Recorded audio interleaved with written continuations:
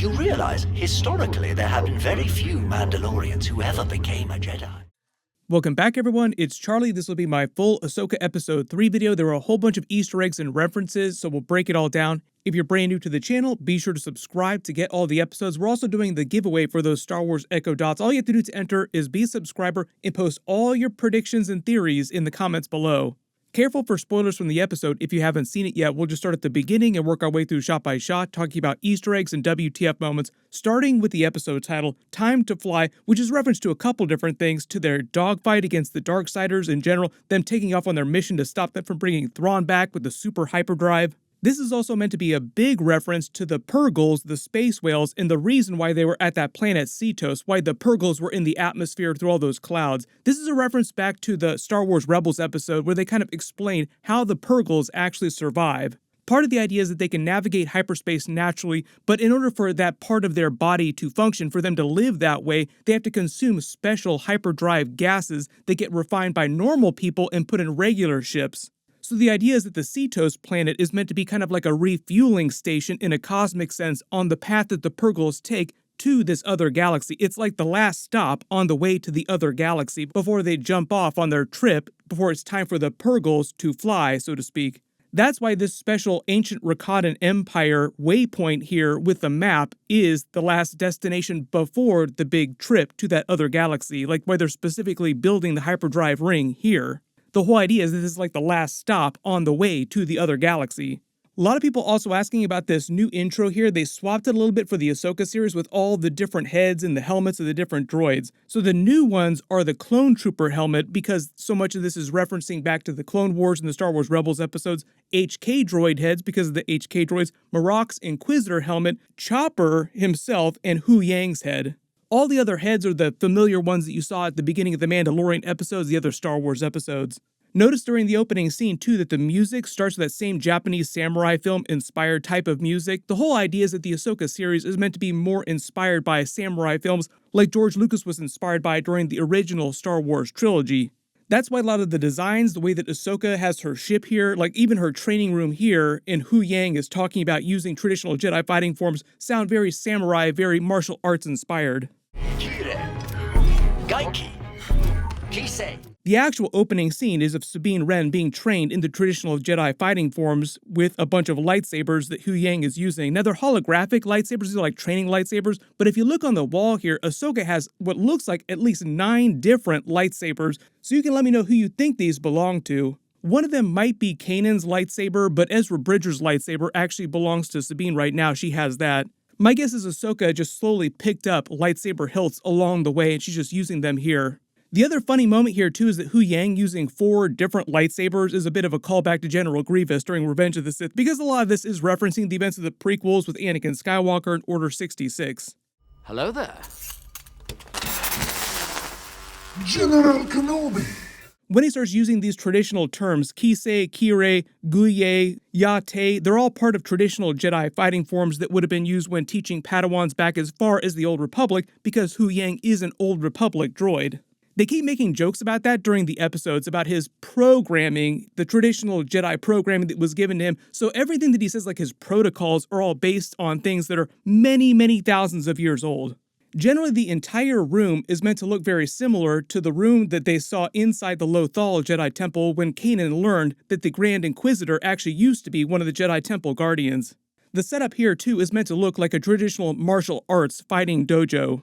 For instance, the helmets are meant to look like kendo helmets because kendo inspired a lot of the traditional Jedi fighting styles when George Lucas was creating lightsaber fights for the original trilogy.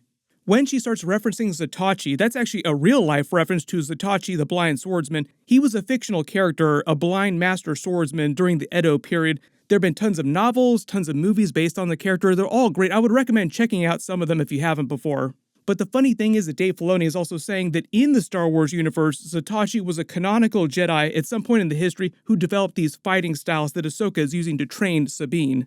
She also references Sabine's Mandalorian trained skills, just more references to her being a Mandalorian. I just did a video about how Sabine and Grogu are both the future of the Mandalorian Jedi. They make a couple references to Mandalorian Jedi later in the episode too. I'll talk about that in a second. There are a couple very on-the-nose Luke Skywalker references when she tries to train her with the kendo helmet. This is meant to be almost the exact same type of scene as Luke training with the blaster helmet, and the exact same dialogue. I can't see. How am I supposed to fight? I want you to see with more than just your eyes. With the blast shield down, I can't even see. How am I supposed to fight? Your eyes can deceive you. Don't trust them. In-universe, they're calling the wooden swords that they're using to train Sabine with Bakken sabers. Bakken are actually a real-life type of Japanese wooden sword used for training in kenjutsu. So a lot of the series is taking from real-world inspiration.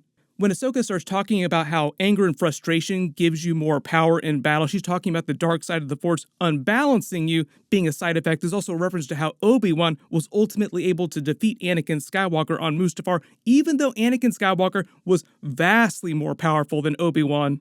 That's probably going to be a clue in how Ahsoka is going to be able to defeat Baylan's Skol, or at least not get killed by him, or save herself from being killed by him, because he does seem like he's going to be way more powerful. Part of the problem with that, though, is that it seems like he's actually accounted for that. Like, his path through the Force isn't completely towards the way of the Sith, so he's found a better way to harness some of that extra power of the dark side without some of the downsides. Then we go back to Home 1 of the New Republic fleet. You see a bunch of A-Wings fly by. Mon Mothma comes back with a bunch of other new senators that we haven't seen before, but there are a couple connections to canonical characters. This Senator Xiono is meant to be the father of Kazuda from the New Resistance TV show from the sequel movie era. All the others except for Mon Mothma are meant to be brand new characters. Most of you could probably predict how this was going to go, though. Like, they obviously want Thrawn to have this giant war against the New Republic. They want to have their Star War. So the whole idea is that the New Republic can't be prepared, because if they were prepared, then Thrawn would never be able to mass the Shadow Council and bring them together. So they have a reverse logic kind of situation where the plot needs the New Republic to be super dumb. The whole idea is that everybody still thinks that Thrawn is dead. Oh, he disappeared during the Battle of Lothal, like he's been dead for years. Why would we worry about him coming back? The remnants of the Empire are all scattered because they don't know about the Shadow Council either. What seems like is that Mon Mothma is the only one who's actually concerned about the threat of Thrawn. Like, oh, she remembers, oh, Thrawn, you're talking about him coming back? Oh, crap. But all the other senators seem like they don't want to alarm the general citizens with another war. Like, we don't want to worry or burden people with the thought of another war right after the original trilogy and the war against the Empire. So even if they're not meant to be super shady, they're still trying to bury their heads in the sand and just pretend like there is no problem. I think the idea is they probably wouldn't have believed Hera unless they saw Thrawn in orbit of Coruscant. Like, they're going to wait till the very final moment when Thrawn shows up with his giant fleet, and they'll be like, okay, maybe there's a problem after all. And also, there probably are a couple Imperial loyalists who are part of the Senate. Most of them, though, especially some of the ones that are on this high council here, seem like they're just more opportunists. Like, we're just kind of waiting to see who comes out on top, and we'll support them. You notice during their argument here with Hera against them, the other thing that gets mentioned way more than I expected was Ezra Bridger himself. Probably just for new viewers, for their benefit, to remind you, like, oh, there is stakes, like they do have a friend that they're trying to save. But it's weird that he would be such a huge figure in the New Republic Senate. What probably happened is that after the Battle of Lothal, after Thrawn was defeated and the 7th Fleet was taken by the Purrgils to this other galaxy, the members of the Ghost probably explained to the rebellion forces at the time, because it wasn't the New Republic yet, that they were only able to defeat Thrawn, defeat the Imperial fleet here, because of Ezra Bridger. So they just canonized him as this huge hero. So going forward, everybody just thought of him as this really big hero. That's why I'm wondering if there's going to be a huge twist when they reveal what really happened to Ezra. Like, is he going to wind up being the Marrok character, or is something else really shady going to wind up happening with this character? Why would they keep building up the myth, the legend of Ezra Bridger, if there wasn't going to be some huge rug pull moment when they actually reveal what happened to him? So just keep that in the back of your mind. Part of the idea with Mon Mothma here, too, is that even though it seems like she's sympathetic to Hera and wants to help her, she doesn't wield dictatorial power the way that Palpatine did during the last days of the Republic and then during the Empire. So at least right now, her hands are tied.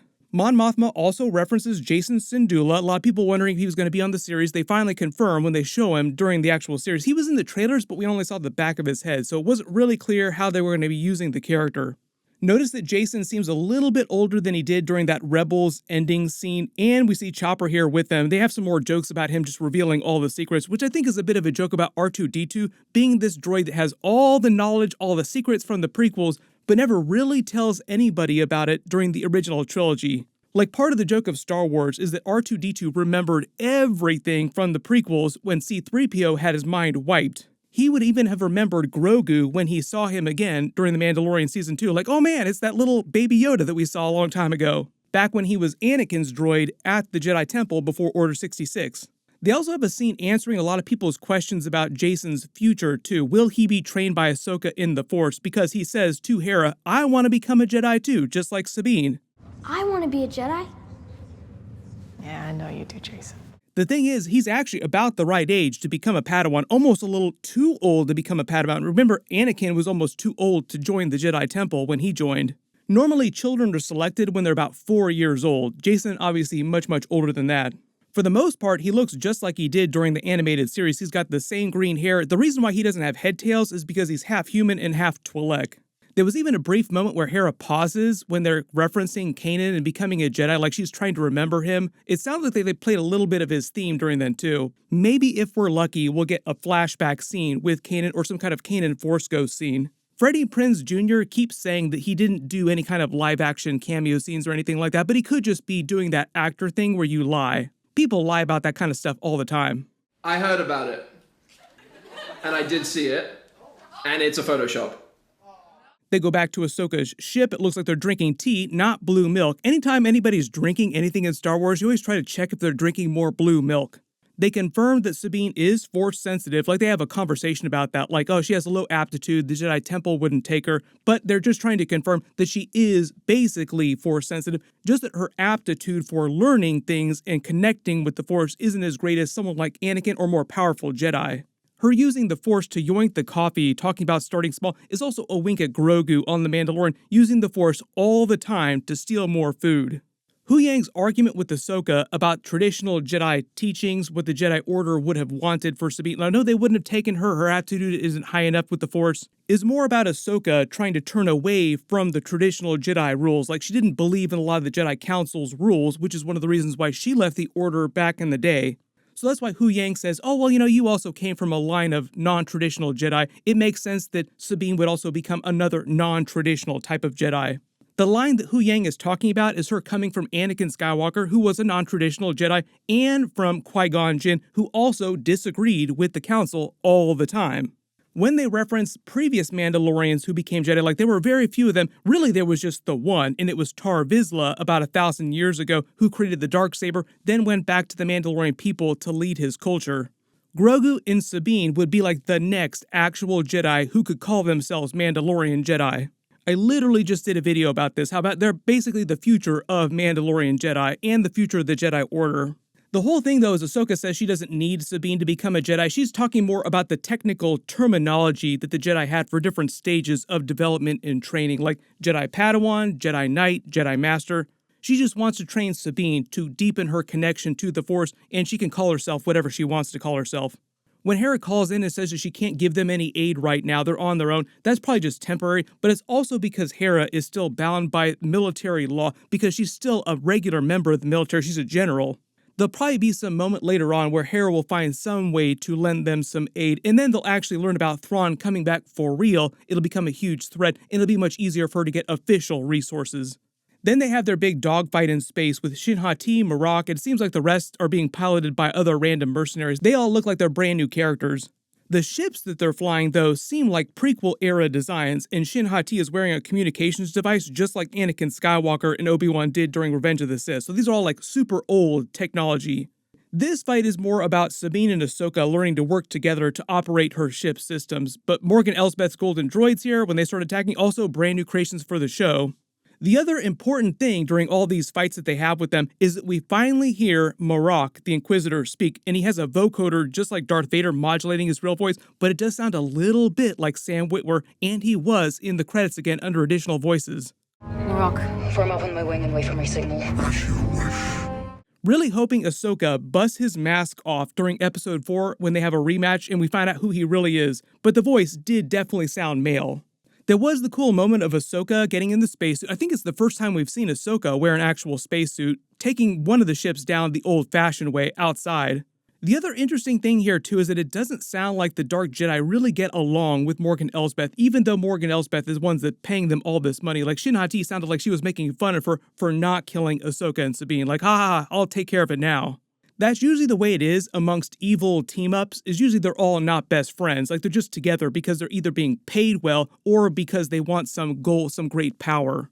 The other thing going on here too is that you notice that Sabine is a much, much better pilot than she is Jedi Padawan at this point. But remember, she has all these Mandalorian taught skills, so she would be a good pilot. Then they fly past a giant pod of Purrgils. You can see them briefly during episode 2 in the atmosphere, like Baylan Skol looks up, and you can kind of make out the shape of one in the clouds a little bit. That's what I was talking about earlier in the video when I said that this planet is kind of like the way station, like the last gas station for the Purrgils to juice up before their long trip to the other galaxy through hyperspace. Intergalactic refueling station that's on their path to the other galaxy, which they also reference to when Hu Yang figures out what's really going on. They get super jazzed up at the sight of the Purrgils because they're connected to Ezra Bridger's disappearance. The last time they saw them was at the Battle of Lothal when Ezra called them to help him out and take the 7th Fleet, Thrawn's fleet, to the other galaxy. So he thinks it's just another confirmation that they're on the right path to find him again. This next part was actually pretty cool too. Dave Filoni introducing a bunch of really, really old school, Old Republic era lore. Hu Yang starts talking about the truth of what was really going on with the giant hyperspace ring, the Purrgils, their hyperspace route to the other galaxy, intergalactic hyperspace routes. The Jedi archives speak of intergalactic hyperspace lanes between galaxies, which used to follow the migration paths of star whales named Purrgil. They said that there were records in the Jedi Temple about intergalactic hyperspace lanes that used to follow the Purrgils' migration path, but they're like ancient records that have been lost in present day. This goes back to what Morgan Elsbeth was talking about when she was explaining the waypoint here to Baylan Skol. Oh, it was built by this ancient culture from a distant galaxy, but they're dead in present day. That ancient race was probably the Infinite Rakata Empire. They probably just found a way to chart this path through galaxies, intergalactic hyperspace lanes, because hyperspace did exist back then. The idea is that most of the modern cultures that you see in the Star Wars universe now didn't really map the rest of the galaxy till much, much later though, but hyperspace drives themselves did exist. Per their explanation, what probably wound up happening though is that pre-Old Republic era, like before 25,000 years ago, you have the fall of the Infinite Rakata Empire. When they fell, their technology, all their information was lost. Some of it was found by people like the Nightsisters, like they had the map, but the actual temples themselves, the waypoints were built by the Infinite Rakata Empire. So that's why the ancient Jedi Order, like early Old Republic era, had records about it, but they didn't know a whole lot about it. In much closer to present day, those real-world facts that Morgan Elsbeth was talking about, like, oh, this was a real thing, had passed to myth and legend and were talked about as children's stories in the Jedi Temple, even though the records actually had information about this. And even though I didn't mention it earlier, part of the idea, too, is that I think that the Purrgils actually come from that other galaxy, like the Space Whale's home galaxy is this other Purrgia galaxy. Then we have Baylan Skol sending the Dark Jedi out to kill Ahsoka and Sabine, waiting at the array to fight Ahsoka once she eventually probably defeats Marrok. They also added a credit for Marrok in the end credits, but it's Paul Darnell. He's a stunt actor that's just doing the physical performance, like all the fighting scenes, like all that kind of stuff. They do the same thing on The Mandalorian where Pedro Pascal just does the voice, but they have a stunt actor in the armor, or a couple of different stunt actors that perform the Mandalorian role. I think they're doing the same thing with Marrok, so fingers crossed that when Ahsoka defeats him, breaks his mask, and we see the face underneath, and it's who's actually playing the character. Let me know in the comments though, do you agree that his modulated voice sounds like it could be Sam Witwer's voice just processed a whole bunch to sound kind of like Darth Vader, James Earl Jones type of voice? Any sign of them? Nothing. Next week, though, we have Ahsoka versus Marrok rematch, then Ahsoka versus Baylan Skol, and a whole bunch of Anakin Skywalker references because of his history with Anakin, Order 66. Sounds like Ahsoka is going to get a whole bunch of truth jumped on her about what really happened during Order 66 and his relationship with Anakin Skywalker. Sabine versus Shin Hati rematch, and more details about what they're doing with Thrawn and Ezra during the next few episodes. If you spotted any other Easter eggs or references during the episode, though, just write them below in the comments. My episode 4 trailer video will post tomorrow, and my full episode 4 video will post next week after they release it. Click here for that episode 4 video. I'll update the link as soon as I post it, and click here for all my other Ahsoka episodes. Thank you so much for watching. Everyone stay safe, and I'll see you guys in the next one.